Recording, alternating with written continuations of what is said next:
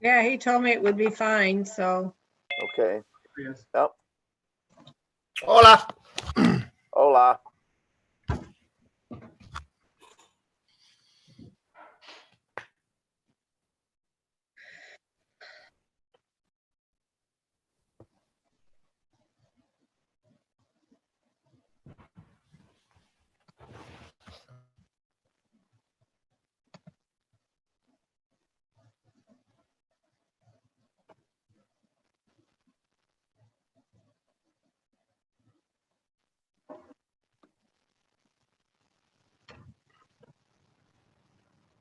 Okay, it appears to be 5:30. I'll go ahead and call this April 21st, 2020 board meeting to order. Karen, can you do the roll call? Andy, Here. Fisher, Here. Corral,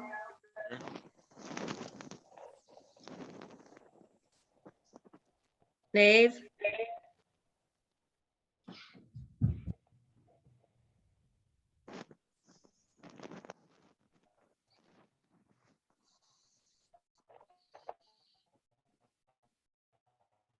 Nave,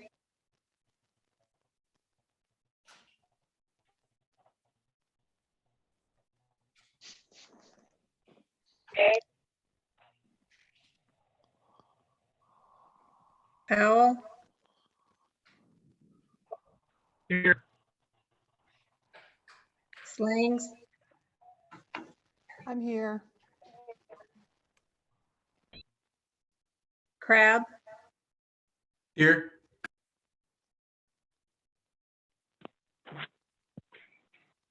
Nave, Here. Okay, we have our quorum. Next item is 1B, agenda adoption. There aren't any changes, are there, Dirk? No, no changes. Can I have a motion and a second? Move to approve the agenda. Second.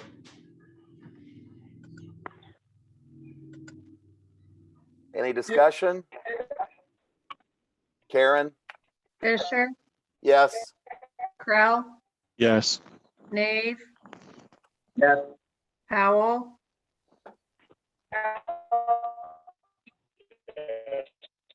Powell,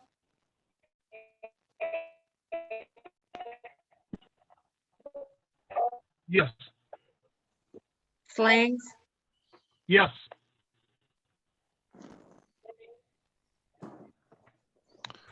Crab, Yes. Andy, Yes.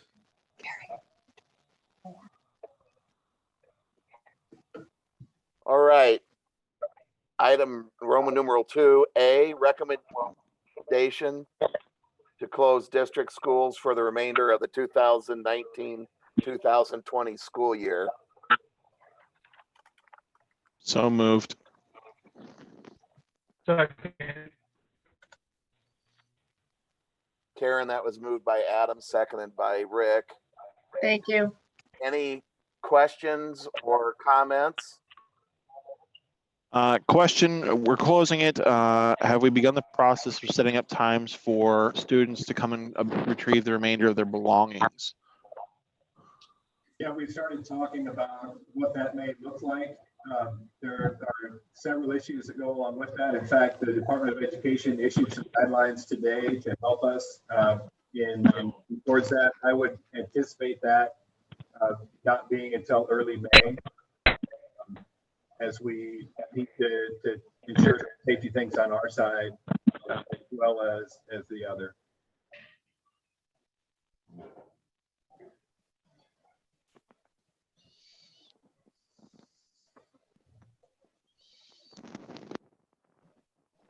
Anyone else have any questions or comments?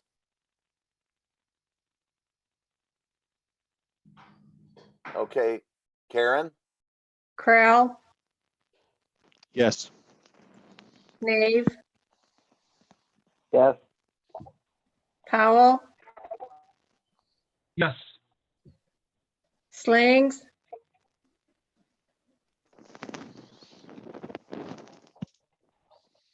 Yes. Crab, Yes. Handy, Yes. Fisher, Yes. All right, next item is 2B. 2019-2020 academic calendar.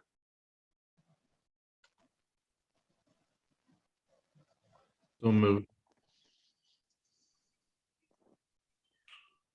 Second. Any questions or comments? I can explain a little bit ahead of time here. I debated whether to keep this on as an agenda item, because what we're actually doing is saying we're going to keep the board approved calendar that we already approved. But I think just for clarification, it makes some sense. We did have that snow day in January. And I'm recommending, because we have enough hours within the calendar, to not add that day to the end of the calendar, to keep May 29th as the final academic day, and move forward with that as it.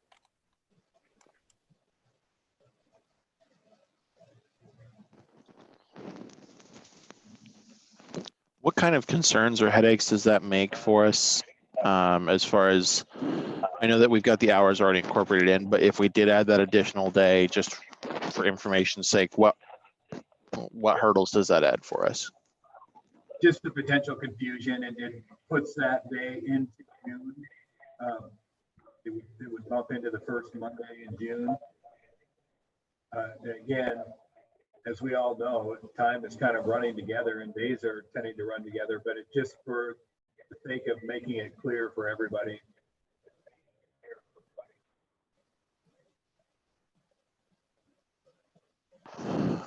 Are we still keeping the schedule, I assume, the same for seniors as well, that their last day is May 21st? Or has this all basically incorporated them with everybody else for timelines? No, I think it keeps that the same.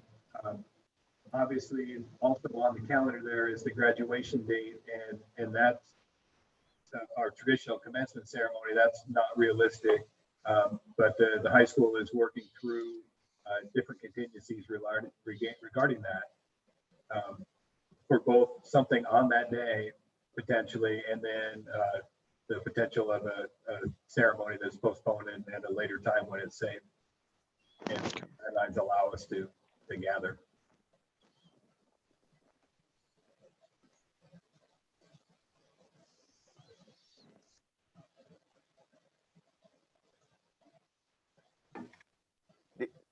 Dirk, do you think that's something that we'll be in a position to share or discuss at our next meeting, or?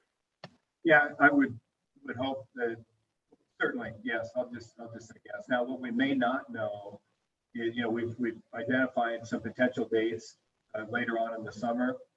We may not know whether that's an okay or not, but at least Right. our contingency plans more specifically are, yes. Okay.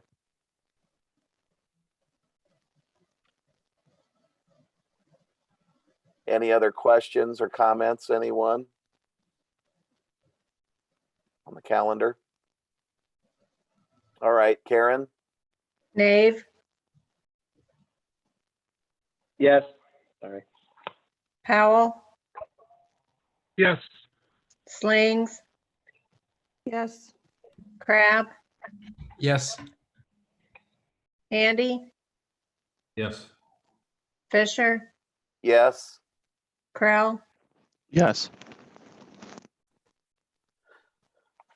Next item is Roman numeral 2C, payroll plans for employees.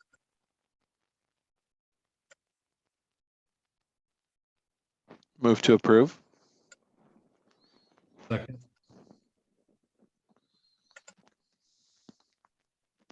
Any questions or comments? Again, I'll jump in. This is no change from what we have been doing from the beginning of this. But now that we know that it takes us through the extent of the 2019-2020 school year, it just defines the extent, the duration, I guess. I think that was good to make it a separate item. That way it's easily identifiable.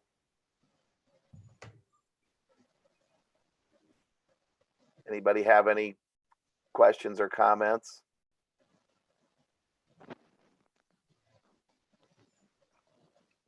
All right, Karen? Powell, Yes. Slings, Yes. Crab, Yes. Andy, Yes. Fisher, Yes. Crowell, Yes. Nave, Yes. All right, next item is Roman numeral 2D. Resolution, pandemic response and emergency suspension of policy. Can I have a motion and a second? Motion to approve. Lori. Second, And Rick. You get that, Karen? yes, Okay. Did we read this? No, I think since we just read the entire thing on Thursday, there are just a few tweaks in there and I can share those with you. Okay, I think then we can just go ahead with the resolution as a whole. all right. The changes involve just the dates. Obviously, it was April 30th. Now it puts us through the extent of the 1920 school year. There's also an addition in there. The Department of Ed added a requirement to all districts in Iowa to develop a return to learn policy and plan as we do just that over the course of the summer and into the fall. And that something that will be due on July 1. And so that just talks in this resolution that we will comply with that PE requirement.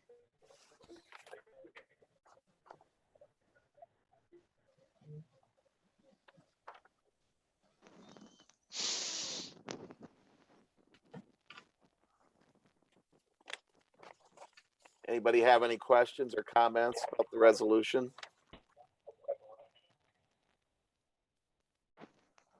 Okay, Karen? Slings, Yes. Crab, Yes. Andy, Yes. Fisher, Yes. Crowell, Yes. Nave, Yes. Powell, Yes. Next item is Roman numeral 2E, remote internet access in response to COVID-19. Motion to approve. Thank you. Second. I'll let Jason and Kevin jump in here. Okay, We been working with MediaCom and we've been working with a provider that works with all the major carriers in terms of cellular service for hotspots. And so when all the teachers called around to their students, they collected some important information. One of the pieces of data they collected was whether or not the family had internet access. So we took that data, which was around 250 families that did not have internet access, and then we surveyed them directly to see if they would be interested in internet service provided by the district until the end of the school year. So I'm currently working through all of those responses and working with the internet providers to secure service for each family.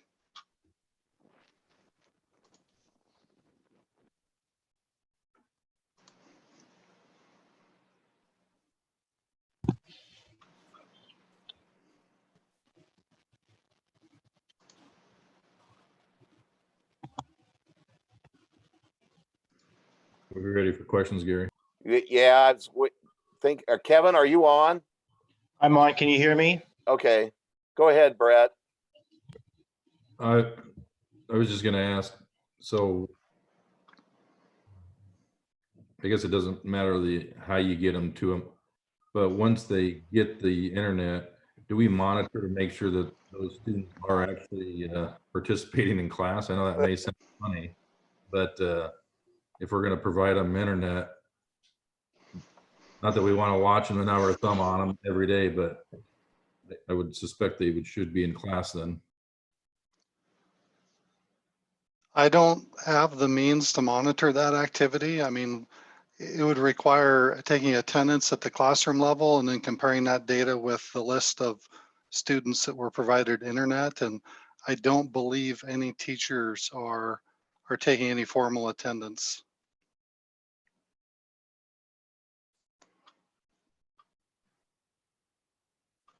Any idea what we're looking at for costs? Cost wise for the media account, we're doing two different types of internet service being provided. One is MediaCom, which is hardwired in. The other one are hotspots, depending on where those students and families live. From a monthly cost standpoint for MediaCom is $20 a month. For the hotspot, which includes a service, it's about $210 a month. There's a world of difference there. For the families we've identified so far, it's about 53 families that we've gotten back to, Jason. It's about $2,000 a month at this point. For MediaCom as well, there is a one-time installation fee, but as far as our monthly fees, it'll be about $2,000 per month.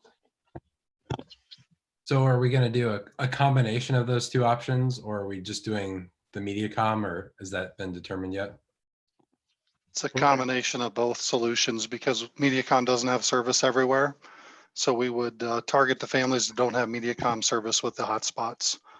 And the $210 per hotspot is for a 4-month agreement. So it's not per month, it's per 4 months. Yep.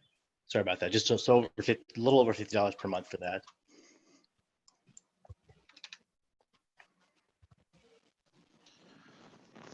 Well, I'm glad to see there are a couple of different options. I know there were some concerns. I talked to some individuals that are out past 108th Street that don't have access to either MediaCom or CenturyLink, and the satellite internet they have access to is iffy at best. So I'm glad to hear there are at least some options that we're providing.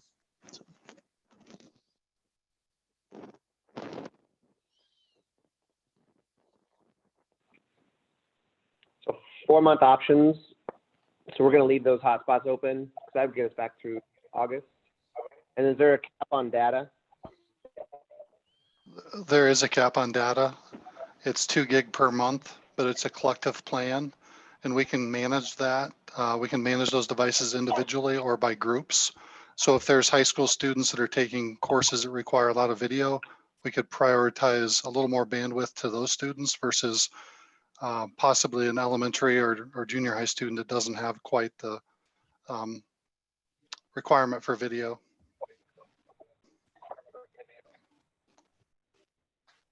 Thank you, Jason.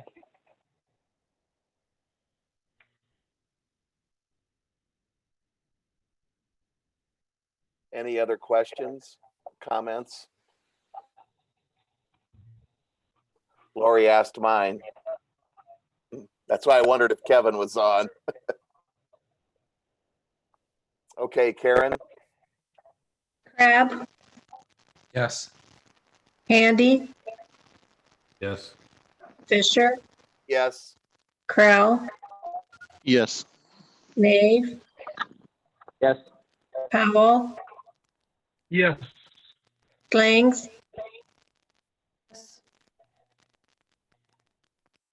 All right, that concludes our business meeting portion of our meeting. And now we're on to topics for discussion, Roman numeral 3, superintendent update. Dr. Halupnik. You bet. I just have a few things since we just did this a couple days ago. But I did want to share with you that on Monday, we began distributing learning packets out at the grab and go sites. And by all intents and purposes, it was quite a success. We saw an uptick in the number of people that came to all the sites and actually ran out of packets at a couple of the lower grade levels. And we knew that we printed more than we thought, and still there was that demand there. So we'll next week up the overall totals. And then we still do have them at Target and a few other places around town. I think Joellen may be listening on this and she can jump in and add to that if I'm forgetting where the other Hy-Vee is the other spot, I believe, where people can go to grab those. We also have a website up and running now that's a one-stop spot where families can go and connect into, drill down to their even teacher. And then also those learning packets are online there as well. So if somebody could do those, download them if they wanted to do it online, or print themselves if they wanted to do it that way as on top of that. So that's up and running. And I think that's a good thing. I did receive some feedback over the weekend just asking about that. And I think got a lot of really positive feedback yesterday with the rollout there. So we'll continue to adjust with that as we move forward, but it's off and running. Related to that, like I said, with the grab and go, we did see an uptick. Yesterday, we had over 2,200 students that were served, and that's the most we've served in a single day so far. And it looks like an upward curve right now with each time that we're serving, and we're seeing that increase there. And then my final thing was just a word on budget. You know, as we move through this, you can't help but think of all of the potential ramifications, and you can't look at the news without seeing it as well. But as far as this year's budget goes, the FY20 budget, it looks like schools in Iowa are going to be okay. The cash flow is still there, and things are kind of remarkably normal, if you can imagine that.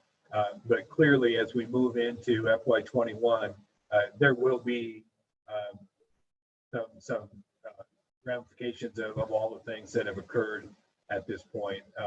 Nobody knows the full extent, and it certainly depends on many things. But the predictions right now for the state of Iowa have been for kind of a general shrinkage of about 10% from an economy standpoint.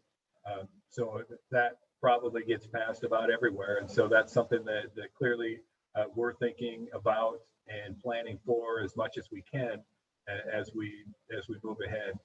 One thing we do know is the legislature, they're out for 30 days, and it sounds like they're going to extend that for at least another 30 days, if not doubling that.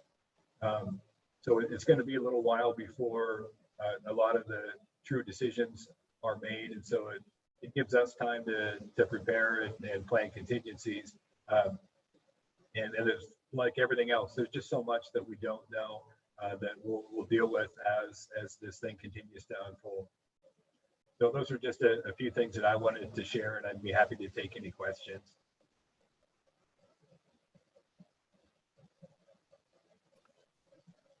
I appreciate the heads up on the, you know, what we might be facing ahead. I mean, it's just good to kind of get our, you know, I can't believe it, but I sat here, I hadn't even thought of that yet. You know, it's kind of like, it's more immediate, but it's Right. good to look out long and figure, okay, what's the future look like, and then what do we have to do to adjust to it?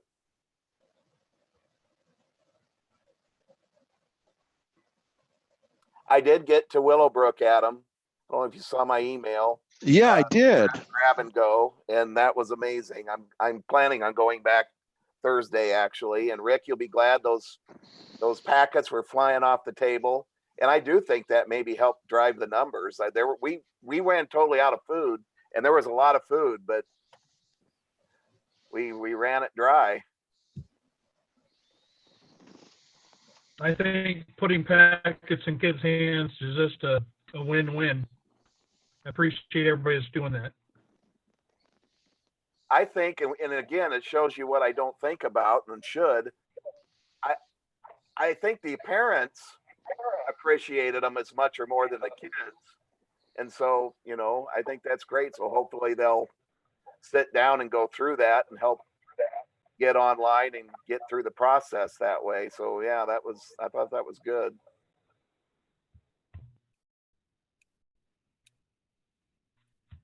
Anything else, anyone? So with the grab and go meals, are we able to continue those then through the rest of the school year? Yes. Okay. Is that the end date for that, or is there a chance that we might be able to extend that? Yeah, I'll have to get an answer on that one. I can't tell you off the top of my head. I think that probably at that May 7th meeting, one of our discussion topics will be that whole process. And I think we should probably bring Amy Ahern in to talk. I mean, she's just done incredible work. And I think she deserves a chance to let you guys know what's been going on. And then we'll probably have some more answers by then as well. Maybe, I don't think. Kevin says it's up to the federal government to extend that. Okay.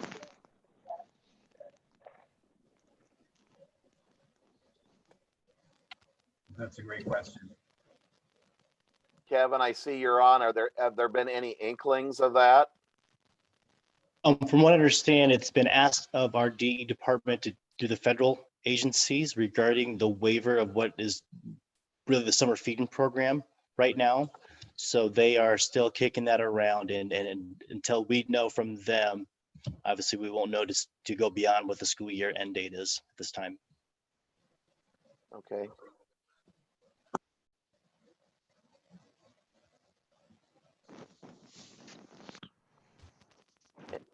Any other questions or comments? Seeing none, I would entertain a motion. Move to adjourn. All right, all those in favor? Aye. Aye. All right. Bye. Thank you, everyone. Thank you. Thank you.